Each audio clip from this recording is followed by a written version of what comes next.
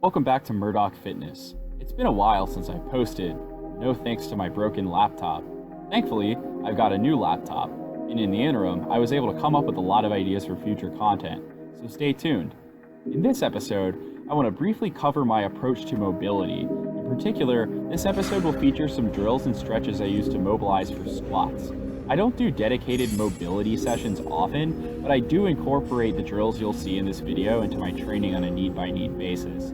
So to start off any kind of mobility session I plan on doing, I first want to assess the movement pattern that I'm mobilizing for. So in this episode, I'm mobilizing for my squat, so I decided to do some light squats to kind of see where my mobility was. And as you can see in this video, I'm struggling pretty hard to hit depth, and my knees are coming more forward over the foot than I'd like them to. The day prior to this, I was working on some technique adjustments with my squat, and as a result, my back, hips, and thighs were feeling the new stimulus and were pretty tight. So for mobility, I like to choose an indicator exercise, which tends to be more of a passive stretch or position hold, and an influencer exercise, which actively breaks up the soft tissue that's hindering a particular range of motion. I don't perform these drills for a specific period of time. I prefer to work kind of based off feel, but on average, I find I spend about 30 to 90 seconds on each.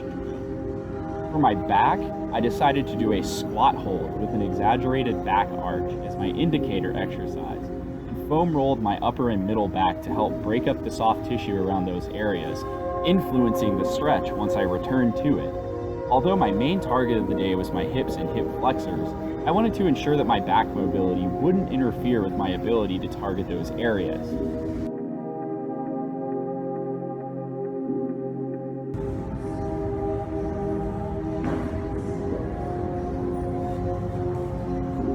After opening up the upper and middle back, I targeted the adductors. A component of my new squat technique is a wider stance, which requires the inner thigh to work harder to stabilize the leg, a little more than a close stance squat would. For my indicator exercise, I chose a deep squat hold with a kettlebell, and as you can see, I'm positioning my elbows in between my knees and kind of actively pushing them out to get a deeper stretch.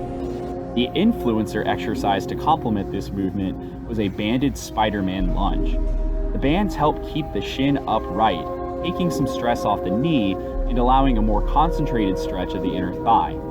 I performed the Spider-Man lunge on both sides before returning to the deep squat to assess how the single leg stretch impacted the bilateral squat movement. With the back and adductors mobilized, I decided to target the hip flexors. The hip flexors contribute to your strength out of the bottom of the squat. They'll tend to be tight after a hard squat session, but I found they were bothering me more than usual on this day. My indicator exercise was a couch stretch, and my influencer drill was some good old foam rolling on the quads. The couch stretch is a little awkward to get into, but it's very effective for hitting the top of the thigh and connective tissue into the hip. It's important to make sure your knee, hip, and shoulder are all stacked on each other.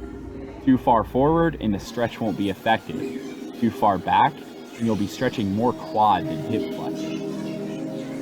After performing these drills, I returned to my squat to assess whether these drills were effective. Notice that I'm now hitting depth with relative ease, and my knees are shifting forward far less as my hips are able to open up and take more loading. Mobility should be specific enough to the activity you're training for, but general enough to benefit your movement both in and out of the gym.